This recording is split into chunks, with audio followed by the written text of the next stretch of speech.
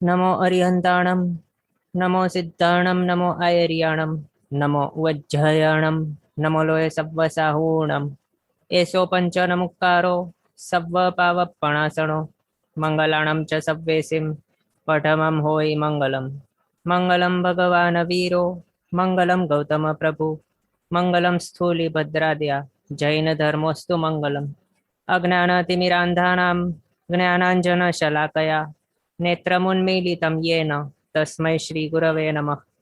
Okay, તો આપણો વિષય છે શ્રી કર્મસ્તવો એટલે કે કર્મગ્રંથ બીજો। આની અંદર પરમ પૂજ્ય આચાર્ય ભગવાન શ્રી દેવેન્દ્ર સુરીશ્વરજી મહારાજા સાહેબે આપણને ચાર ગતિમાં ભમી રહેલા જે જીવો છે કે કોઈ પણ જીવને મોક્ષ ગતિ અથવા તો સિદ્ધ ગતિ પામવી હોય, મુક્તિ પામવી હોય તો પછી તે કયા કયા ગુણસ્થાનકને સ્પર્શે અને ત્યારે તે જીવને વિશે કેટલા કર્મોનો બંધ ઉદય ઉદીર્ણ અને સત્તા હોઈ શકે છે, તે પર્ટિક્યુલર ગુણસ્થાનકે તેની પોસિબિલિટીઝ મેક્સિમમ પ્રમાણમાં કેટલી હોઈ શકે તે આપણને આ ગ્રંથની અંદર બતાવ્યું છે। એમાં લાસ્ટ ટાઈમ આપણે 10મું 11મું ગુણસ્થાનક જોયું હતું અને આજે આપણે ત્યાંથી આગળ કન્ટિન્યુ કરશું।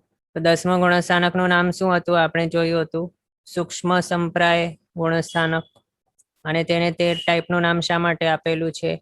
કારણ કે તેની અંદર માત્ર શું છે, બારીક અથવા તો ઝીણા એવા કશાય છે અને એમાં પણ સ્પેસિફિકલી જો કહીએ તો પછી કયો છે, સૂક્ષ્મ એવો લોભ છે, સંજોલન ટાઈપનો।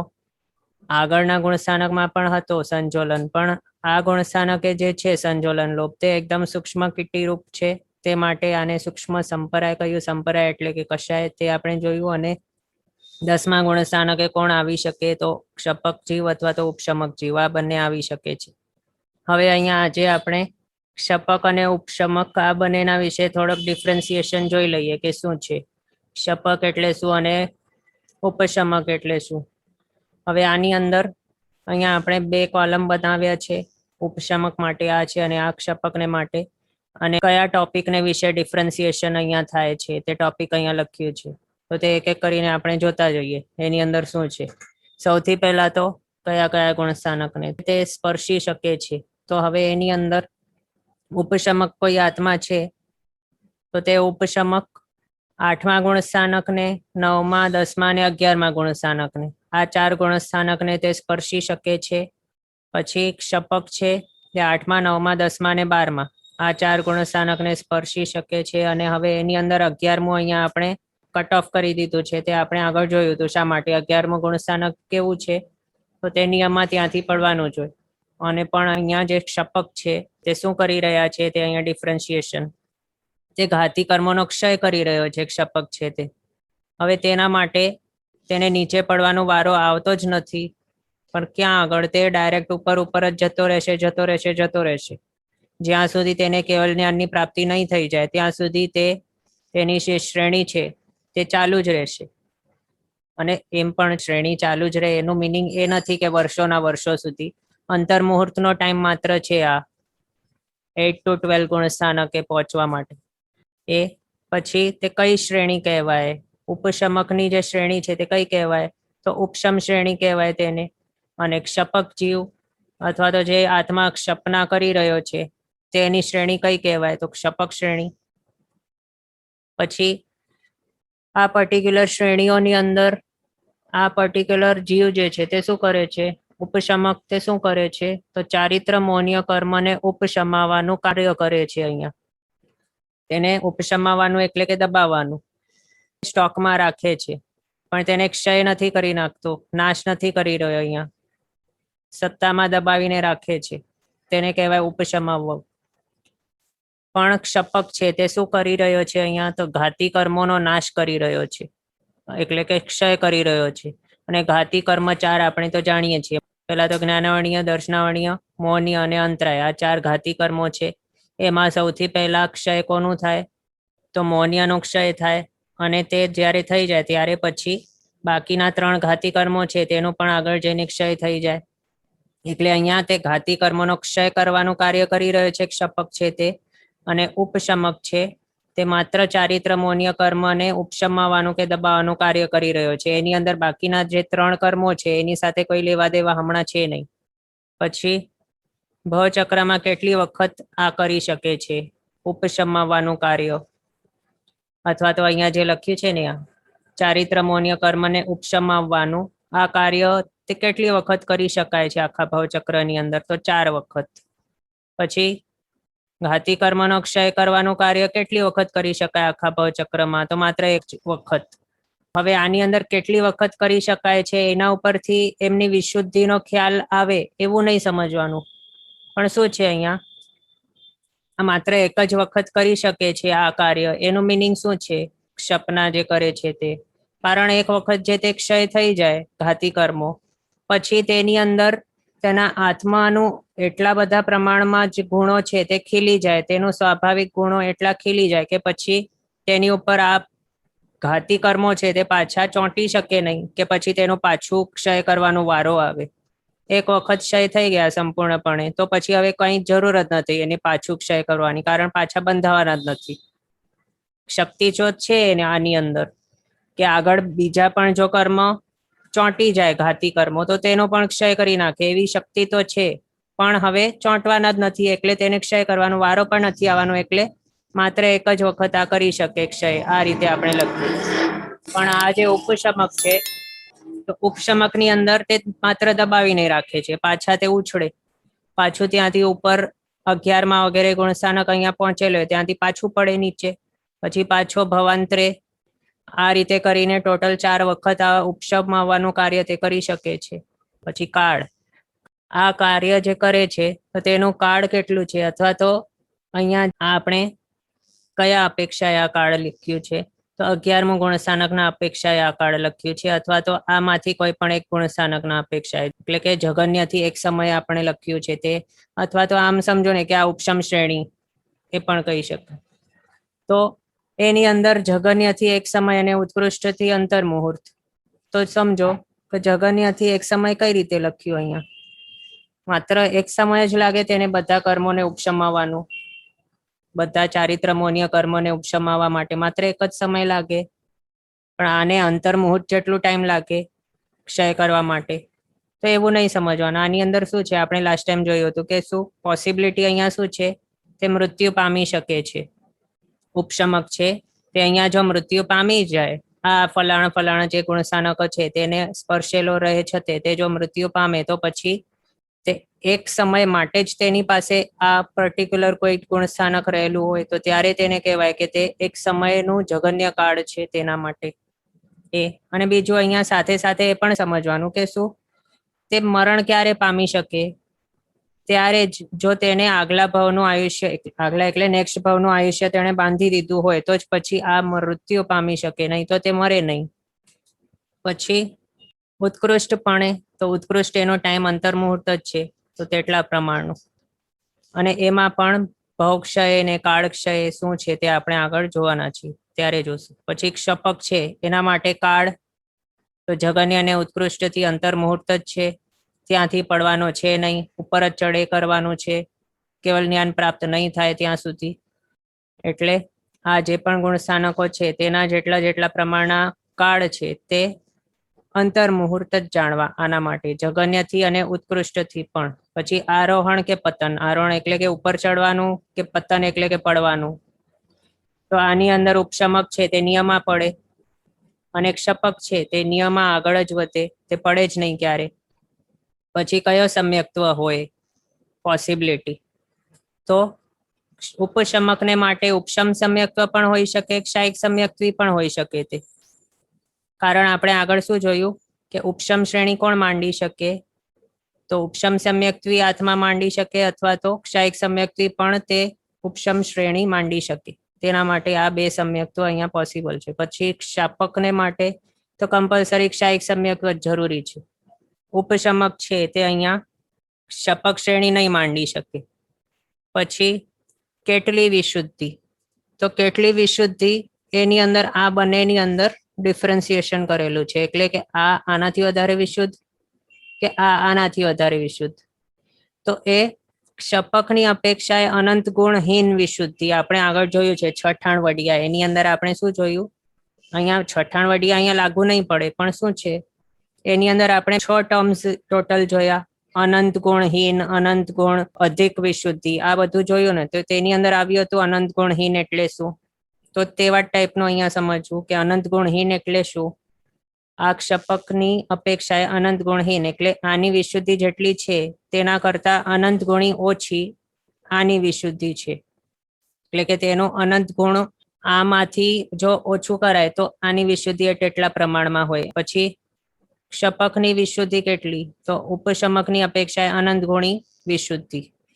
એટલે કે આમ કહીએ ને કે 2 ટાઈમ્સ 3 ટાઈમ્સ મલ્ટિપલ ટાઈમ્સ, તો આના કરતા અનંતી ટાઈમ્સ વધારે વિશુદ્ધિ આની હોય. પછી મૃત્યુ પામી શકાય કે નહીં? તો ઉપશમન કર્યા કરે જ્યારે જીવ, ઉપશમન ચાલુ હોય તેના ચારિત્ર મૌન્ય કર્મનું, તો ત્યારે તે મૃત્યુ પામી શકે છે એવી પોસિબિલિટી છે. પણ મૃત્યુ પામે જેવું પણ જરૂરી નથી આની અંદર. પછી ક્ષપકને માટે મૃત્યુ પામી શકાય કે નહીં? તો તે મરે નહીં કમ્પલસરી, અને તે કેવલ જ્ઞાન પ્રાપ્ત કર્યા પહેલા જ જો તે મરવાનું હોય, એટલે કે તેનું આ ભાવની અંદર તેને કેવલ જ્ઞાનની પ્રાપ્તિ જો નહીં થવાની હોય તો પછી તે ક્ષપક શ્રેણી માંડે જ નહીં. એટલે જો કોઈ ક્ષપક શ્રેણી માંડે તો પછી તે મૃત્યુ નહીં પામે. એટલે ક્ષપક આત્મા છે તે અહીંયા મૃત્યુ નહીં પામે. પછી 14મે ગુણ સ્થાનક સ્પર્શીને પછી તે અવશ્ય મોક્ષ પામે. એટલે કે આ જે ભવ છે તેની અંદર મૃત્યુ તો પછી ક્યારે પામશે? 13મા ગુણ સ્થાનકે તે કેવલ જ્ઞાનની પ્રાપ્તિ કરશે, પછી 14મા ગુણ સ્થાનકને સ્પર્શશે, પછી તેનો મોક્ષ થશે, ત્યારે તેનું આયુષ્ય કમ્પ્લીટ થશે. પણ હવે આની અંદર જ્યારે તેની પ્રક્રિયા ચાલુ છે ને 10 to 12 ગુણ સ્થાનકની અંદર જ્યારે તે છે ત્યારે તેનું મૃત્યુ નહીં થાય. આ આપણે અહીંયા નહીં પામે તે લખ્યું છે. ઓકે, હવે અહીંયા ક્વેશ્ચન છે કે ઉપશમક આત્મા મરીને નરકે જઈ શકે? હવે જો સમજો, અહીંયા આપણે જે કહ્યું ને જગન્યથી અને ઉત્કૃષ્ટથી, આની અંદર આપણે જગન્યથી એક સમય જે કહ્યું એની અંદર એ કહ્યું કે જો તે મરણ પામે એટલે કે ભવક્ષયે તેનું ઓછામાં ઓછું એક સમય તેના અપેક્ષાએ કહ્યું છે. તો ભવક્ષય એટલે શું? એની અંદર પણ તેનો ભવક્ષય ક્યારે થઈ શકે? પહેલા તો ભવક્ષય એટલે શું તે સમજીએ. ભવક્ષય એટલે કે તેનો આ આયુષ્ય, આ જે હમણાં ચાલુ છે, કયું ચાલુ છે? મનુષ્ય ભવ. મનુષ્યપણાનું આયુષ્ય તે હમણાં જે ચાલુ છે તેનું જો એન્ડ થઈ જાય, આ શ્રેણી ચાલુ હોય ત્યારે જો તેનો આ ભાવનો મનુષ્ય આયુષ્ય કમ્પ્લીટ થઈ જાય, પૂર્ણ થઈ જાય, તો પછી તે આયુષ્ય કમ્પ્લીટ થવાનું જે સિચ્યુએશન કે પરિસ્થિતિ ઊભી થઈ તેને શું કહેવાય? ભવક્ષય થયું. તો ત્યારે તે અહીંયાથી ડાયરેક્ટ ક્યાં પહોંચે? તો 4થે ગુણ સ્થાનકે પહોંચે. અને એમાં પણ આપણે આગળ જોયું હતું ઉપશમ શ્રેણી કોણ માંડી શકે? તો ઉપશમ સમ્યક્ત્વી અથવા તો ક્ષાયિક સમ્યક્ત્વી. એમાં પણ મરણ કોણ પામી શકે અહીંયા ઉપર પહોંચ્યો હોય ત્યારે? તો માત્ર એ જ કે જે બદ્ધ આયુ હોય. બદ્ધ આયુ એટલે શું? કે જેણે નેક્સ્ટ ભાવનું આયુષ્ય બાંધી દીધું હોય એવો જ અહીંયા મરણ પામી શકે આ ગુણ સ્થાનકે. તો હવે એ પણ કયો આયુષ્ય લેવાનો? નરક ગતિનો આયુષ્ય હોય તો તે ઉપશમ શ્રેણી માંડે જ નહીં. મનુષ્યનું આયુષ્ય બાંધ્યું હોય તો પણ નહીં માંડે. પછી તિર્યંશનું બાંધ્યું હોય તો પણ આ ઉપશમ શ્રેણી નહીં માંડે. પણ માત્ર કયું? તો વૈમાનિક દેવનું આયુષ્ય બાંધ્યું હોય નેક્સ્ટ ભાવનું, તો જ પછી તે ઉપશમ શ્રેણી માંડવાની શરૂઆત કરે. ભલે તે ઉપશમ સમ્યક્તિ હોય કે ક્ષાયિક સમ્યક્તિ હોય. આપણે ક્ષાયિક સમ્યક્તિને માટે પણ જોયું હતું ને કે જો ક્ષાયિક સમ્યક્તિ છે તેણે જો નેક્સ્ટ ભાવનું આયુષ્ય બાંધી દીધું હોય પહેલાથી, પછી તે ક્ષાયિક સમ્યક્તિને પામ્યો હોય તો પછી આ ભાવની અંદર તે ઉપશમ શ્રેણી માંડી શકે, પણ ક્ષપક શ્રેણી નહીં માંડે. આ આપણે જોયું હતું. તો એની અંદર બદ્ધ આયુ એટલે કયો આયુ? તો તે વૈમાનિક દેવલોકનું આયુષ્ય જાણવું. હવે એની અંદર બીજો શું સમજવાનું? અહીંયા આપણે કહ્યું કે તે જો મરણ પામે એટલે કે ભવક્ષય થાય તો તે પછી અહીંયાથી ડાયરેક્ટ ક્યાં જમ્પ મારે? 8, 9, 10, 11 ગુણ સ્થાનકે રહે છે તે ત્યાંથી ડાયરેક્ટ જમ્પ ક્યાં મારે? 4થે જમ્પ મારી લે નીચે. જ્યારે તે દેવગતિની અંદર પહોંચે ત્યાં પોતાના વૈમાનિકપણાના ભાવની અંદર, ત્યારે તે પછી ઉત્પન્ન કઈ રીતે થાય? તો 4થા ગુણ સ્થાનક વર્તી તરીકે તે ઉત્પન્ન થાય. એટલે અહીંયાથી આ ગુણ સ્થાનકો તે લઈને નહીં જઈ શકે. એટલે આવું નહીં થાય ક્યારે કે અહીંયા મનુષ્યપણાનો ભાવ તેનો કમ્પ્લીટ થયો અને પછી તે દેવપણાનો ભાવ પામ્યો ત્યાં, અને ઉત્પત્તિના સમયે તેને 8મો ગુણ સ્થાનક હતો કે 9મો હતો કે 10મો 11મો હતો. આવું ક્યારે નહીં થાય. પણ શું થાય? અહીંયા જ તેનું જ્યારે આ ભાવનું આયુષ્ય કમ્પ્લીટ થાય તો ત્યારે આ ગુણ સ્થાનકથી તે જમ્પ મારીને નીચે 4થે ગુણ સ્થાનકે આવી જાય અને પછી તેનું જે નેક્સ્ટ ભાવ છે વૈમાનિકપણાનું તેની અંદર જાય, એટલે પછી વિગ્રહ ગતિની અંદર તેની પાસે શું હોય તો ચોથો ગણો સ્થાનક હોય ત્યારે ભાવ બદલતા ટાઈમે. અને એમાં પણ એની પોસિબિલિટી શું છે, અહીંયા વૈમાનિક દેવપણાનું ભાવ કર્યું એ તો ઠીક છે, પણ હવે વૈમાનિકમાં પણ શાસ્ત્રકાર ભગવંતો એ કહે છે કે તે અનુત્તર વિમાનવાસી દેવ બને. પણ એની અંદર પણ બીજો શું સમજવાનું, અનુત્તર વિમાનવાસી દેવ જ શા માટે નહીં બને? બીજા પણ દેવલોકમાં જઈ શકે, તે શા માટે? કારણ કે ઉપશમ શ્રેણી છે તે કયા કયા સંગ્રહણ વાળા જીવો માંડી શકે ઉપશમ શ્રેણી? તો પહેલો, બીજો અને ત્રીજો આ 3 સંગ્રહણ વાળા ઉપશમ શ્રેણી માંડી શકે છે. પણ હવે એની અંદર આપણે આગળ જો ભણ્યા હશું દંડક, તો તેની અંદર શું આવે છે કે જે પહેલા સંગ્રહણ વાળા છે તે જ ભાવમાંથી ક્યાં સુધી જઈ શકે તો મોક્ષ પણ પ્રાપ્ત કરી શકે, અનુત્તર વિમાનમાં પણ જઈ શકે, 7મી નરકમાં પણ જઈ શકે. આ આપણે જોયું નહીં જોયું હતું તો હમણાં તે સમજી લઈએ. પછી બીજા સંગ્રહણ વાળા છે, તો બીજા સંગ્રહણ વાળા તે ઉપર જો જાય એટલે કે દેવલોકમાં જો જાય તો પછી ક્યાં સુધી જઈ શકે? 9 ગ્રહવ્યક સુધી જઈ શકે. ત્રીજા સંગ્રહણ વાળા છે તે ઉપર જો જાય દેવલોકમાં તો ક્યાં સુધી જઈ શકે? તો 12મે દેવલોક સુધી જઈ શકે. એટલે અહીંયા જે ઉપશમક છે અથવા તો ઉપશમ શ્રેણી વાળો છે તેનો જો ભવક્ષય થાય તો પછી તે જો બીજા સંગ્રહણ વાળો હોય તો વધારેમાં વધારે ક્યાં જાય વૈમાનિક દેવલોકમાં? તો 9 ગ્રહયોગ સુધી. પછી ત્રીજા સંગ્રહણ વાળો હોય તો વધારેમાં વધારે ક્યાં જાય વૈમાનિક દેવલોકમાં? તો 12મા દેવલોક સુધી. અને અહીંયા ભવક્ષય થવાના કારણે તે વૈમાનિકની અંદર જ્યારે તે ઠેકાણે ઉત્પન્ન થાય તો તે કયા ગુણસ્થાનક વર્તી હોય તો ચોથા ગુણસ્થાનક સહિત ત્યાં ઉત્પન્ન થાય છે. ઓકે, અહીંયા એક રિક્વેસ્ટ આવેલ છે કે સંગ્રહણ અને ઉત્પત્તિ સ્થાનનો ચાર્ટ બતાવવા માટે, તો 1 મિનિટ તે આપને બતાવવું.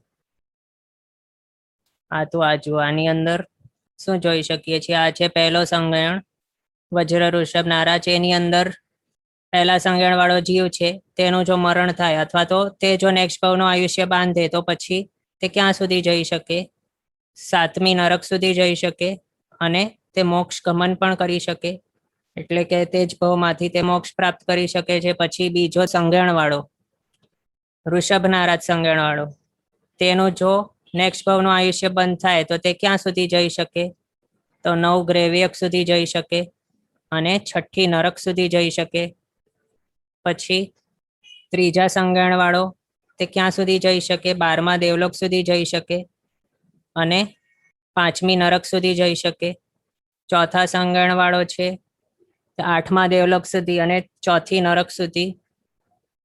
5મા સંગ્રહણ વાળો છે તે 6ઠ્ઠા દેવલોક સુધી અને 3જી નરક સુધી. અને 6ઠ્ઠા સંગ્રહણ વાળો આપણા જેવો તે 4થા દેવલોક સુધી અને 2જી નરક સુધી જઈ શકે. આ રીતે જોયું. હવે એની અંદર આપણે આપણી વાત ઉપશમ શ્રેણીના વિશે ચાલુ છે. તો ઉપશમ શ્રેણી કોણ માંડી શકે? તો પહેલા સંગ્રહણ વાળો, બીજા વાળો અથવા તો ત્રીજા વાળો. તો તે આ 3 જે છે તે ક્યાં ક્યાં જઈ શકે? પહેલા વાળા હોય તો કોઈ પ્રોબ્લેમ નથી, અનુત્તરમાં તો ડાયરેક્ટ જઈ શકે. અહીંયાથી મોક્ષ પણ પોસિબલ છે પહેલા સંગ્રહણ વાળા માટે, તો એ ત્યાં જઈ શકે.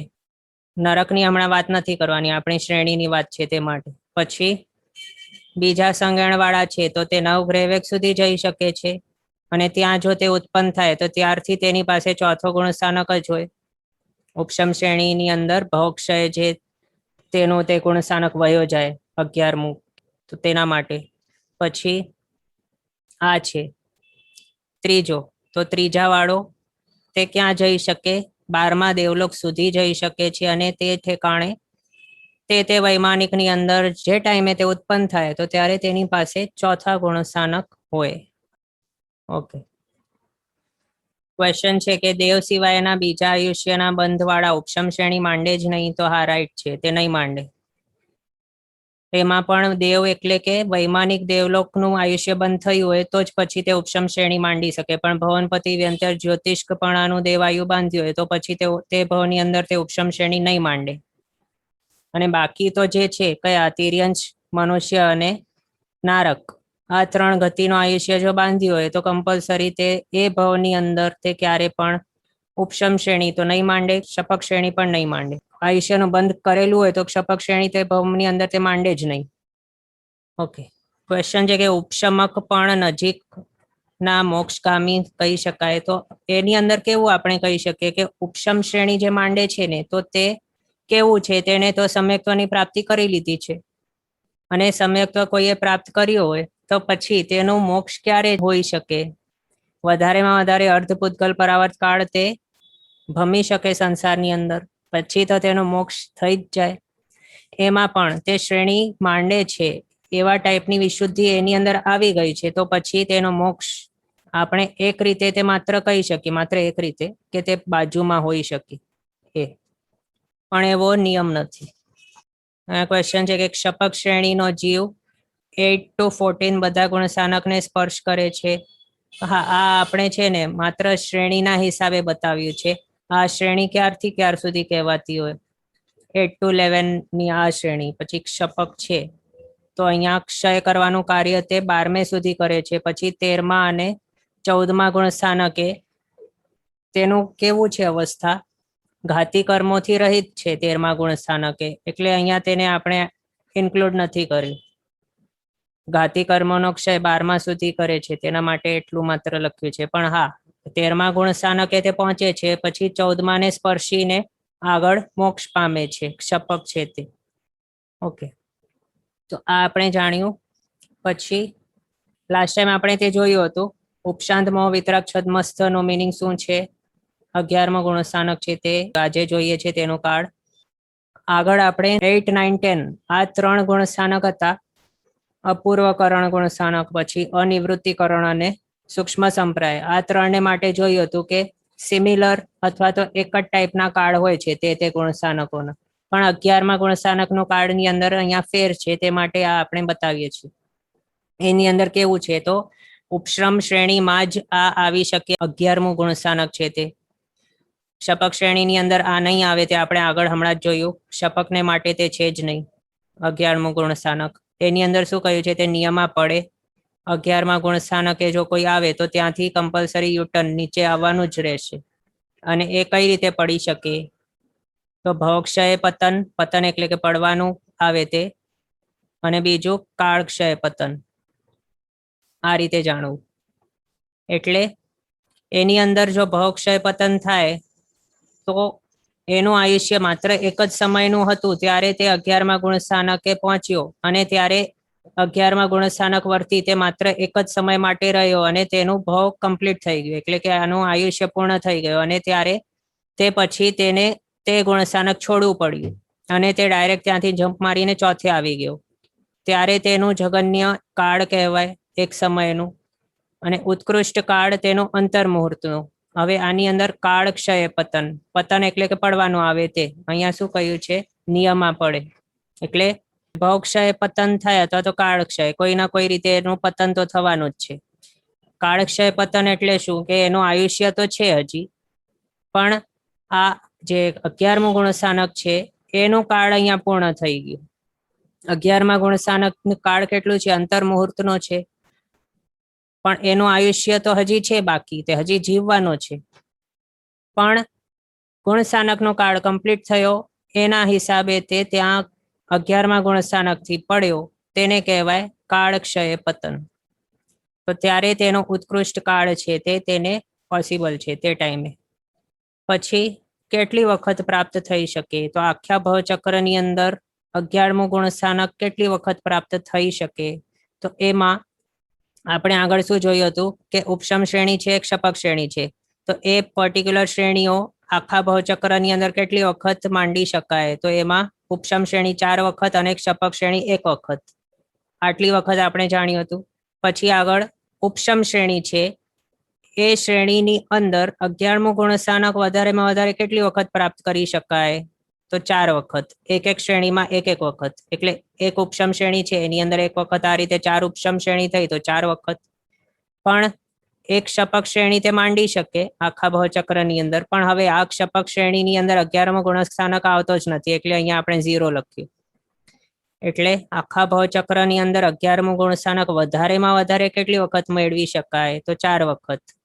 એનાથી ઓછું પણ હોય 4 વખત જ હોય એવું જરૂરી નથી. મેક્સિમમ કેટલી વખત, તો તે 4 વખત પ્રાપ્ત કરી શકાય અથવા તો સ્પર્શી શકાય, એ રીતે જાણવું. પછી એક જ ભાવની વાત કરવામાં આવે તો કર્મગ્રંથના મતે આ બતાવ્યું છે, આટલી વખત આ શ્રેણીઓ માંડી શકાય છે તે. અને દરેક શ્રેણીની અંદર આપણે જો જોઈએ તો એક ઉપશમ શ્રેણીની અંદર એક વખત જ 11મું ગુણ સ્થાનક આવી શકે, વધારેમાં વધારે. એના હિસાબે 2 વખત 2 ઉપશમ શ્રેણી માંડે એક જ ભાવમાં. તો પછી આ એક ભાવની અંદર એક ઉપશમ અને એક શપક શ્રેણી માંડે તો ઉપશમ શ્રેણીની અંદર જ આવે છે, શપકની અંદર આવતો નથી, એટલે એના માટે એક વખત 11મું ગુણ સ્થાનક. પછી એક ઉપશમ શ્રેણી માત્ર માંડે આ ભાવમાં તો એક વખત, શપક શ્રેણી જ માંડે આ ભાવની અંદર તો 0 વખત, કારણ શપક શ્રેણીની અંદર 11મું ગુણ સ્થાનક હોતો જ નથી. પછી સિદ્ધાંતનો મત આપણે જાણ્યું હતું, એની અંદર શું છે કે જે ભાવ છે આ પર્ટિક્યુલર ભાવની અંદર જો ઉપશમ શ્રેણી માંડે તો એ જ ભાવની અંદર શપક શ્રેણી નહીં માંડે, અને જો આ ભાવની અંદર શપક શ્રેણી માંડી હોય તો પછી તેને ઉપશમ શ્રેણી માંડવાનો વારો જ નહીં આવે, કારણ કે તે ત્યાંથી પડે જ નહીં. એટલે એક ભાવની અંદર સિદ્ધાંતના મતે એક જ શ્રેણી પોસિબલ છે. એના હિસાબે જો ઉપશમ શ્રેણી માંડે તો બીજી પણ તે ઉપશમ શ્રેણી આ જ ભાવની અંદર માંડી શકે. એના હિસાબે 2 વખત 11મા ગુણ સ્થાનક, એક વખત જ ઉપશમ શ્રેણી માંડે તો એક વખત શપક શ્રેણી માંડે તો 0 વખત 11મું ગુણ સ્થાનક આવે. ક્વેશ્ચન છે કે તો હાલમાં જીવના પરિણામમાં 3 નરકથી નીચે જીવ નહીં જાય એમ સમજવું. તો હમણાં 2 નરક સુધી જઈ શકાય છે, 3 નરક હમણાં પોસિબલ નથી. 3જી નરકમાં કોઈ હમણાં જઈ શકતો નથી આપણા ક્ષેત્રમાંથી, અને તે આપણે પાછું આ બતાવીએ. હવે જુઓ, આની અંદર આ છે આપણો છઠ્ઠો સંગયણ. આ રેડમાં હમણાં જે સ્ક્વેર કે રેક્ટેંગલ તે કરીને બતાવ્યું છે તે. અને આ છઠ્ઠા સંગયણ વાળા ચોથા દેવલોક સુધી જઈ શકે અને બીજી નરક સુધી જઈ શકે છે. 5મો સંગયણ હોય તો તેવા જીવો 3જી નરક સુધી જઈ શકે અને છઠ્ઠા દેવલોક સુધી જઈ શકે. પણ હમણાં આ કાળની અંદર આપણી ભૂમિમાં પહેલાથી 5મો સંગયણ છે જ નહીં, વિચ્છેદ થઈ ગયો છે.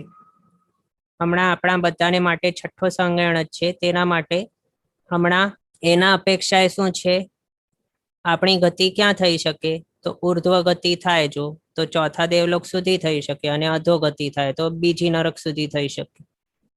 ઓકે, તો આ આપણે 11મા ગુણસ્થાનકનું કાળ જોયું. ક્વેશ્ચન છે, some people do have 5th સંગયણ. તો નહીં, એ પોસિબલ નથી.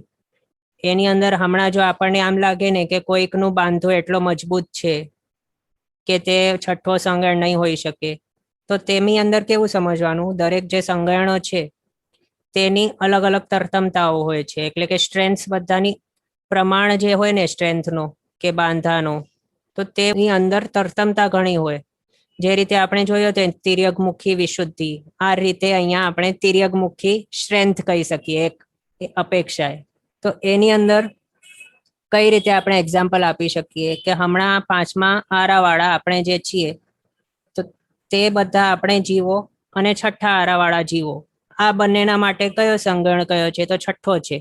પણ હવે છઠ્ઠા આરાવાળા જે મનુષ્યો છે તેમની સ્ટ્રેન્થ કેટલી છે આપણા કમ્પેરિઝનમાં, તો બહુ ઓછી છે. પણ સંગણ તેમનું પણ કયું છે, તો છઠ્ઠો.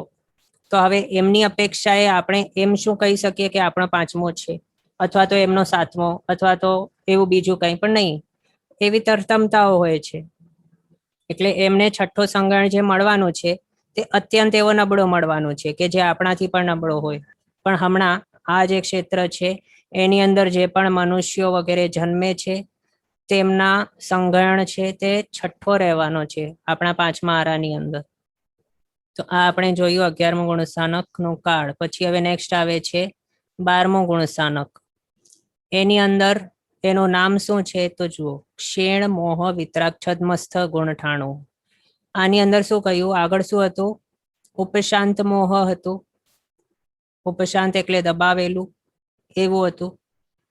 પણ હવે આ ક્ષીણ મોહ છે. ક્ષીણ એટલે કે ક્ષય કરેલું છે. તો શું ક્ષય કર્યું છે, તો મોહ. તો મોહ એટલે શું, તો મોહનીય કર્મની સર્વ પ્રકૃતિઓ, 28 પ્રકૃતિઓ છે મોહનીય કર્મની, તો તે બધી જ કમ્પ્લીટલી કેવી કરી દીધી છે, તો ક્ષીણ કરી દીધી છે, ક્ષય કરી નાખી છે. પછી વિતરાગ. વિતરાગ એટલે રાગ અને દ્વેષ છે જ નહીં, તેનો સંપૂર્ણપણે ક્ષય કરી નાખ્યો છે. તેવું, તેને કહેવાય વિતરાગ. પછી છદ્મસ્થ. છદ્મસ્થ છે એનો મિનિંગ થાય છે કે જ્ઞાનવણી આદિ જે ઘાતી કર્મો છે તેમનો ઉદય હજી રહેલો છે. 12મા ગુણસ્થાનકે શું થયું છે? માત્ર મોહનીય કર્મનો સંપૂર્ણપણે ક્ષય થયો છે, પણ બાકીના જે જ્ઞાનાવર્ણીય છે, દર્શનાવર્ણીય છે, અંતરાય કર્મ છે તે તો હજી રહેલા છે સત્તામાં, ઉદયમાં પણ છે, એટલે તેનો ક્ષય હજી થયો નથી. તો જ્ઞાનાવર્ણીય કર્મ શું કરે છે? આત્માના કેવલ જ્ઞાન ગુણને ઢાંકે છે. દર્શનાવર્ણીય કર્મ શું કરે છે? આત્માના દર્શનાવર્ણીય ગુણને ઢાંકે છે. અંતરાય કર્મ શું કરે છે? અનંત લબ્ધિઓ જે છે, દાન, લાભ, ભોગ, ઉપભોગ ને વીર્ય, એ લબ્ધિઓનો ઘાત કરે છે, અંતરાય કર્મ.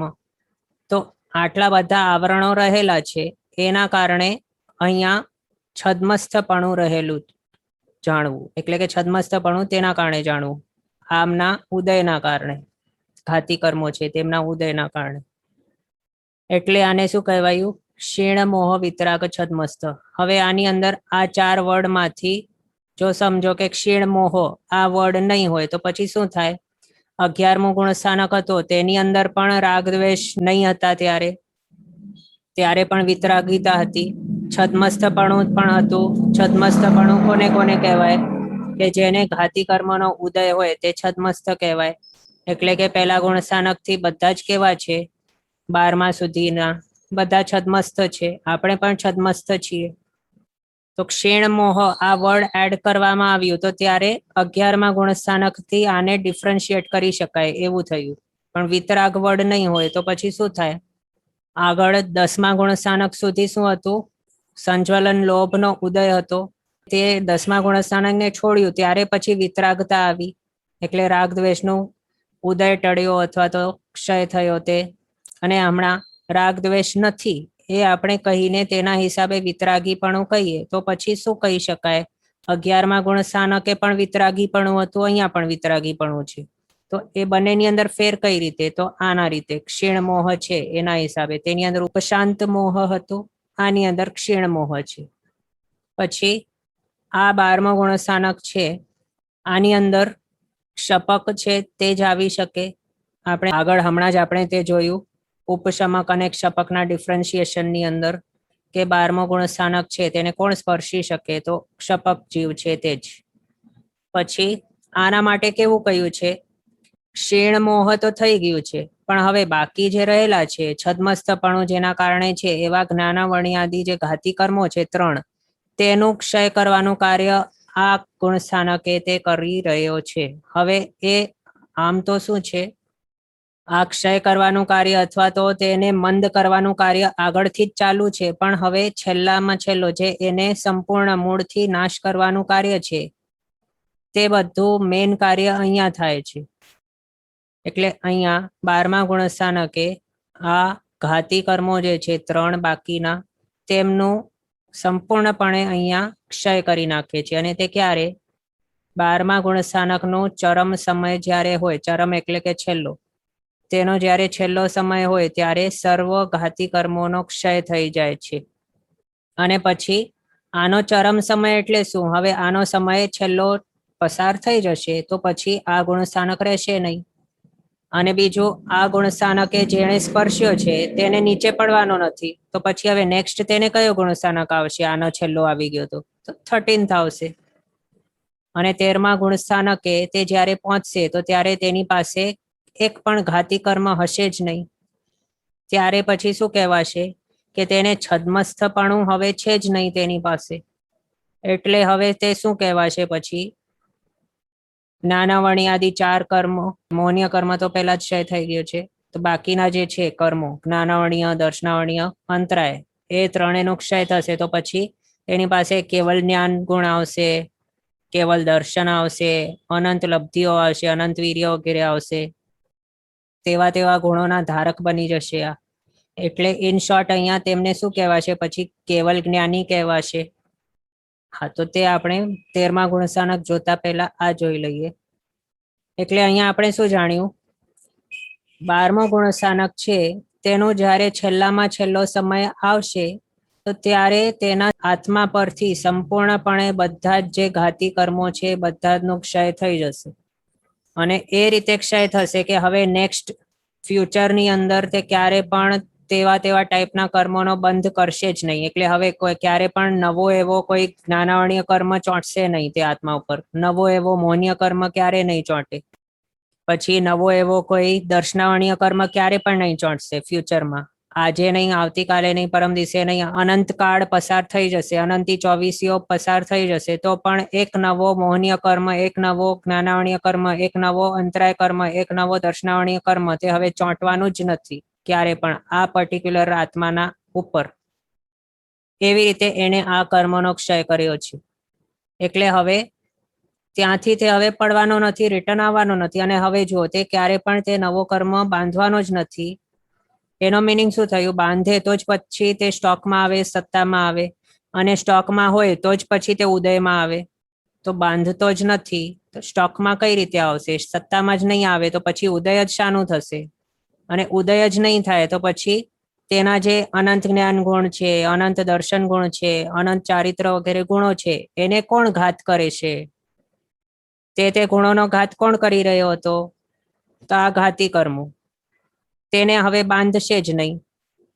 બાંધશે નહીં તો સ્ટોકમાં નહીં આવે, સત્તામાં નહીં આવે તો ઉદયમાં નહીં આવે, ઉદયમાં નહીં આવે તો તેના ગુણોનો ઘાત નહીં થાય. એટલે હવે તે અનંત ગુણવાન ફોરએવર માટે રહેવાનું છે હવેથી.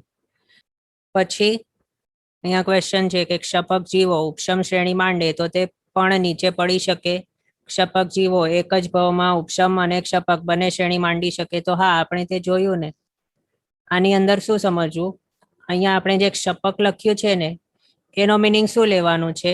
આપણે બે મિનિંગ કયા હતા ક્ષપક અને ઉપશમકના. ક્ષપકના બે મિનિંગ અને ઉપશમકના બે મિનિંગ. એ પણ કઈ રીતે, કઈ અપેક્ષાએ?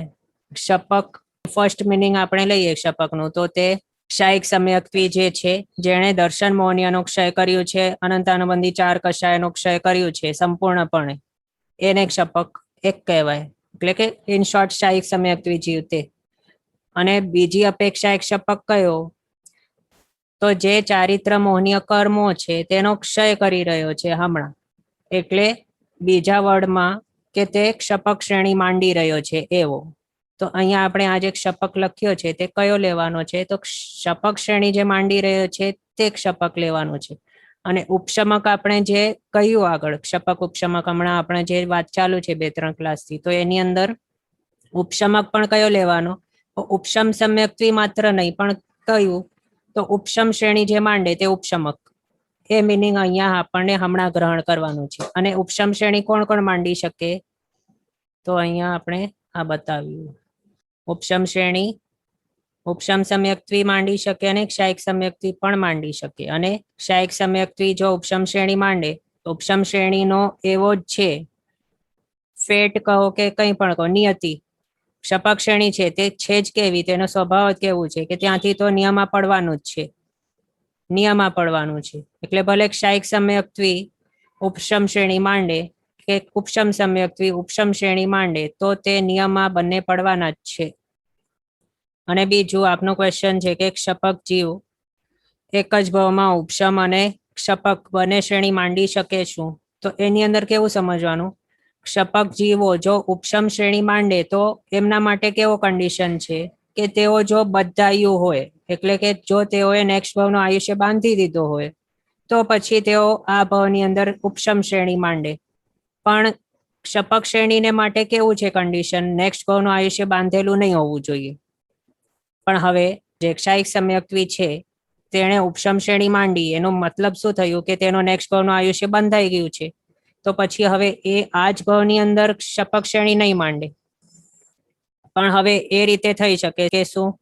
હમણાં તેને ઉપશમ શ્રેણી માંડી છે, પછી તેને ક્ષાયિક સમ્યક્ત્વની પ્રાપ્તિ કરી છે, પછી આ જ ભાવની અંદર તે ક્ષપક શ્રેણી માંડશે. આ રીતે થઈ શકે. તો હવે એની અંદર જ્યારે તે ઉપશમ શ્રેણી માંડી હતી આ ભાવની અંદર, ત્યારે તે ક્ષાયિક સમ્યક્ત્વી નહીં હતું. આ ઉપશમ શ્રેણી આ ભાવની અંદર જ્યારે તેને માંડી હતી ત્યારે તે ક્ષાયિક સમ્યક્ત્વી નહીં હતો, પણ કેવું હતો? ઉપશમ સમ્યક્ત્વી હતો. પછી તે ઉપશમ શ્રેણી માંડી, પછી ત્યાંથી નીચે પડ્યો, પછી તેણે ક્ષાયિક સમ્યક્ત્વની પ્રાપ્તિ કરી, પછી આ જ ભાવની અંદર તેણે ક્ષપક શ્રેણી માંડી અને આ જ ભાવમાં તેમનું મોક્ષ થયું.